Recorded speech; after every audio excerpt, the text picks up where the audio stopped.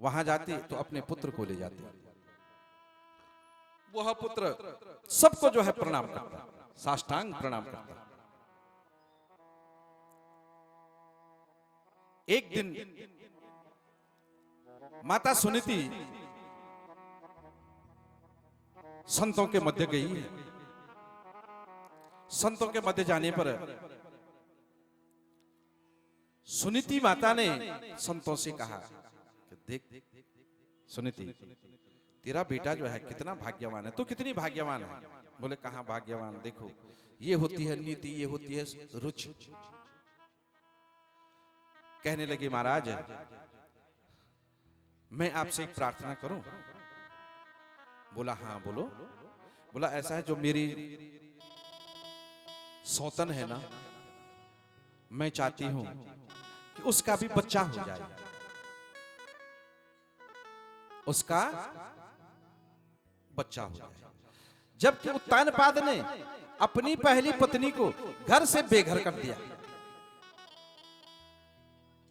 घर से। और उस पत्नी का देखो, वो फिर भी क्या सोच रही उसके लिए कि उसकी संतति हो जाए। ये होती है नीति। आजकल सौतन अगर हो, पहले तो सौतन बहुत मुश्किल होगी है। तो यहां ये बात, अब राजा को इस बात का पता लग गया कि यहां तो वो अब क्या है, जो पहली पत्नी है जिसको मैंने जो है दूसरा महल दे दिया, वो तो जो है गर्भिणी है, उसके पेट में तो जो है मेरा बच्चा पल रहा है। सजनों, एक दिन क्या हुआ कि वह ध्रुव अपनी मां से कहने लगा कि मां मुझे ये बता मेरे पिताजी कहाँ हैं, क्योंकि अगर अलग रहता था, मेरे पिताजी कहाँ हैं। मां ने कई प्रयास के समझाने के, नहीं। एक दिन समय आया, वर्णन आया कि उस मां ने बताया कि बेटा देख, तेरे पिताजी यही हैं, तेरी दूसरी मां है उसके संग रहते हैं। बोले कहां? बोले फलानी जगह। तो ध्रुव महाराज, उनको जो है बड़ा गुस्सा आ गया। ध्रुव ने कहा कि देखो मेरी मां बेचारी देखो अलग रहती है, और मेरे पिता ने मेरी मां को ठुकरा दिया। बड़ा गुस्सा आया। अपने मां सुनीति के पास कहने लगा कि मां, क्या जो गुण उस सुरुचि में है वो गुण मां क्या तुझ में नहीं है? राजा ने तेरे को अलग कर दिया। मां कहती है कि बेटा क्या बता,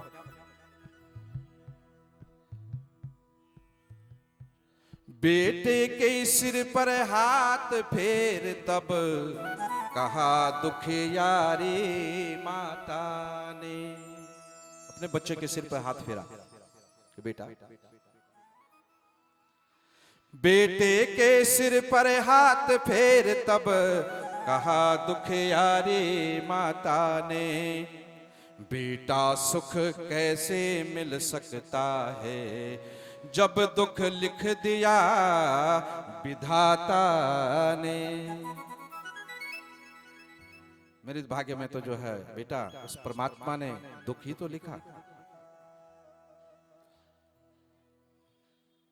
तूने मेरी कोख से जन्म लिया, लेकिन दुख तुझे पिता का सुख नहीं। और गुस्सा आ गया। वह मां कहने लगी ये मेरा सबसे बड़ा अवगुण है मेरे पुत्र, कि तूने मेरे गर्भ से जो है जन्म लिया है, ये सबसे बड़ा अवगुण है, और मेरा अवगुण कुछ नहीं। बेटा दौड़ दौड़ के गया है, अपने पिता के गोद में बैठने के लिए मां ने तुरंत कह दिया, "ओए, इस गोद में बैठने के लायक नहीं है। इस गोद में वही बैठता है, अगर इस गोद में बैठना है तो एक बार भजन कर ले, भजन।" हाँ, और ध्रुव, देखो सजनों, कौन है गुलशन कि जिस गुलशन में रोशन तू नहीं? क्या? कौन है गुलशन कि जिस गुलशन में रोशन तू नहीं, और कौन है वो गुल के जिस गुल में तेरी खुशबू नहीं? है? कहां वो परमात्मा नहीं है? चारों तरफ वो परमात्मा है। सुरुचि ने कह दिया कि जा तप कर ले, अगर इस गोद में बैठना है। वापस आया रोते रोते, अपनी मां के पास आया है कि मां, वो तप होता क्या है? वो तप कैसे किया जाता है? क्या पिता को पाने के लिए तप करना पड़ता है? बोला किसने कहा? बोला वो मां जो बैठी है, उसने कहा तप कर। तो सुनीति कहती है कि बेटा देख, जो धर्म के मार्ग पर ले जाए, जो पत्नी अपने पति को घर से जो है मंदिर तक ले जाए, वो धर्म पत्नी होती है। क्या? जो पत्नी अपने पति को घर से उठा करके कि चलो मंदिर में जो है मत्था टेकना है, कि वो धर्म पत्नी है। इसलिए धर्म के मार्ग पर बेटा वो दुश्मन नहीं है।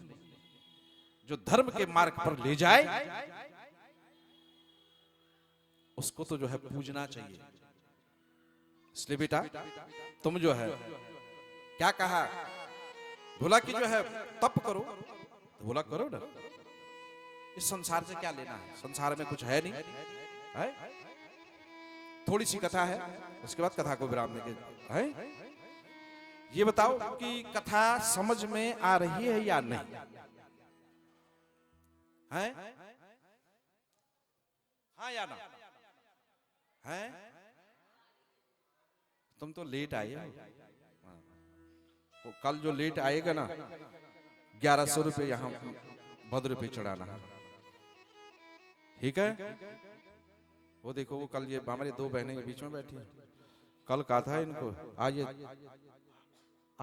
वो जो है डर के मारे जल्दी, क्योंकि कल का 51 था। क्या कल का 51 था कि लेट आओगे तो 51। हाँ, वो बहने जल्दी आ गए तब का। अब भद्र भी ऐसे ही पड़ा हुआ है। बोलबा के तो विनोदी बातें हैं, है ना? आओ, खूब आओ। घर के कार्यों को भी करना है, ऐसा नहीं है। तो यहां बच्चे को, ध्रुव को, 5 साल का बच्चा है। 5 साल का बच्चा क्या भजन करेगा? 5 साल के बच्चे को सुरुचि ने कह दिया कि जा भजन कर, अगर पिता की गोद में बैठना है। उस मां ने, सुरुचि ने कहा, इस गोद में बैठने के लिए प्रभु का भजन करना है, लेकिन माताओं, उस प्रभु को पाना बड़ा मुश्किल है। किसी से उसकी मंजिल का पता पाया नहीं जाता। ध्यान से सुनना। किसी से उसकी मंजिल का पता पाया नहीं जाता। अरे जहां वो फरिश्ता बैठा है वहां तो जाया नहीं जाता है? कहां बैठा वो फरिश्ता? मोहब्बत के लिए कुछ खास दिल मकसूद होते हैं। हर कोई इस कथा में नहीं आता है, जो रसिक होता है वही पहुंचता है। मोहब्बत के लिए कुछ खास दिल मकसूद होते हैं। अरे ये वो नगमा है, अरे ये वो नगमा है, हर साज पर गाया नहीं जाता।